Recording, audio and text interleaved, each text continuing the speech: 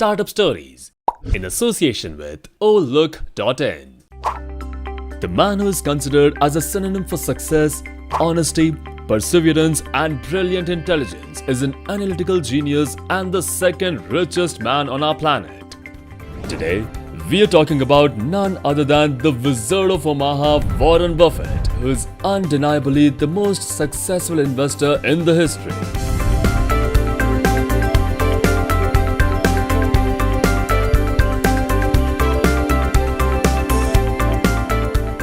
Success at Warren's rate is not a result of following a set formula. It was a continuous process which was followed with utmost discipline, perseverance, and effective execution, which played a pivotal role in his success story.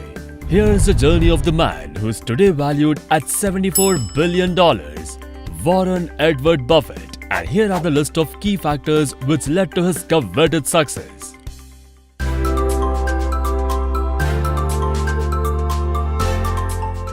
Born in Nebraska in 1930, elementary education started at Rose Hill Elementary School in Omaha. He then went to the Alice Deal Junior High School and soon completed his Master of Science in Economics. By the age of 13, Warren was running his own business as a paperboy and selling his own horse racing tip sheet. That same year, he filed his first tax return, claiming his bike as a $35 tax deduction.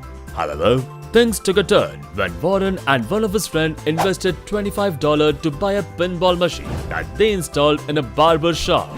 As they started generating income out of that machine, they soon installed some more machines in other barber shops. Eventually, Warren owned machines in 3 different locations before he sold the business for $1,200.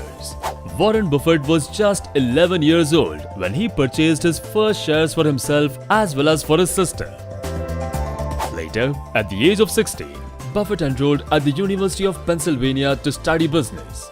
He stayed there for 2 years and then moved on to University of Nebraska to finish up his degree and emerged from college at the age of 20 with $9,800. He later rushed to meet Ben Graham, who was on board of Geico Insurance. Warren aimed to work for Graham, and that too without any fees. But he was refused the job as Ben preferred to hire only Jews. Hence, a disappointed Warren soon came back to Omaha. After he came back, Warren's investments were predominantly limited to a gas station and some real estate business. However, neither of them was successful. It was during this time that he began teaching night classes at the University of Omaha. Later, in an effort to conquer his intense fear of public speaking, Warren took a course by Dale Carnegie. Slowly, things kept changing for Warren. He finally got a call from his idol Ben Graham, inviting the young stockbroker to come and work for him. Warren was finally given the opportunity he had long awaited, and there was no stopping to his happiness. Later, Warren and his wife Susie moved into a house in the suburbs of New York. Warren spent his days analyzing S&P reports and searching for investment opportunities. While everything was going good initially, differences between Graham and Buffett's philosophies began to emerge. Ben simply wanted numbers, whereas Warren was predominantly interested in a company's management as a major factor when deciding to invest. Ben looked only at the balance sheet and the income statement, and he would care less about corporate leadership. Later, between 1950 and 1956, Warren built his personal capital up to $140,000 from a mere $9,800. With this determination, he set his sights back on Omaha and began planning his next move. Before the end of 1956, he was managing $300,000 in capital. Small to say the least, but he had much bigger plans for that pool of money. He purchased a house for $31,500 and named it Buffett's Folly, where he managed his partnerships originally from one of the home's bedrooms and later moved into a small office. By this time, his life had begun to take shape. He had 3 children, a beautiful wife, and a successfully growing business. Over the course of the next 5 years, Buffett's partnerships raked up an impressive 251% profit, while the Dow was up by only 74.3%. By 1962, the partnership had capital in excess of $7.2 million, of which a cool $1 million was Warren's personal stake.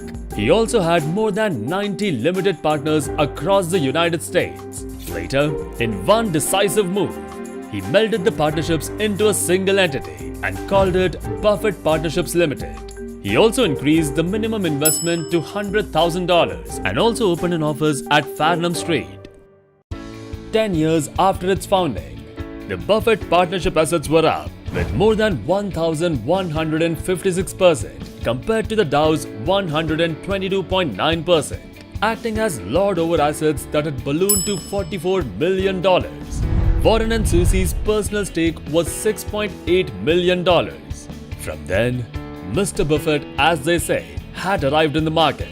Despite the stupendous success of Buffett Partnership, its founder dissolved the firm in 1969 to focus on the development of Berkshire Hathaway. He phased out its textile manufacturing division and instead expanded the company by buying assets in media, insurance, and oil.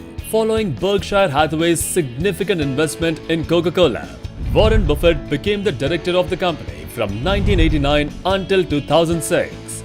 Warren had also served as the director of Citigroup Global Market Holdings, Graham Holdings Company, and the Gillette Company.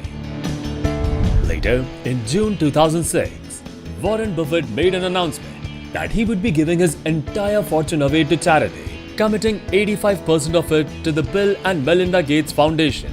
This donation became the largest act of charitable giving in the United States history. In 2010, Warren Buffett and Bill Gates announced that they had formed the Giving Pledge campaign to recruit more wealthy individuals for philanthropic causes.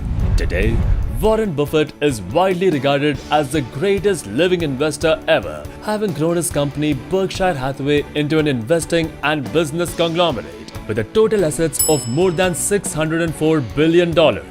While Buffett has built remarkable wealth over the decades, his feet are still firmly planted on the ground. He still lives in the same home in Omaha that he purchased in 1958 for $31,500 and still stops by to purchase from local shops. When entrepreneurs and startups today hunt for investors for the growth of their company, Warren Buffett built his own legacy that is remarkable and phenomenal. Startup Stories salutes Warren Buffett for his incredible contribution to the world of business. His story will stand as an inspiration for generations to come. Thank you so much everyone for suggesting us to bring Warren Buffett's success story. We hope you like it. Do let us know whose story do you want to see next in the comment section below, and we'll soon have it uploaded on this channel. For more inspirational stories and updates from the startup world, visit our website www.builtindia.com.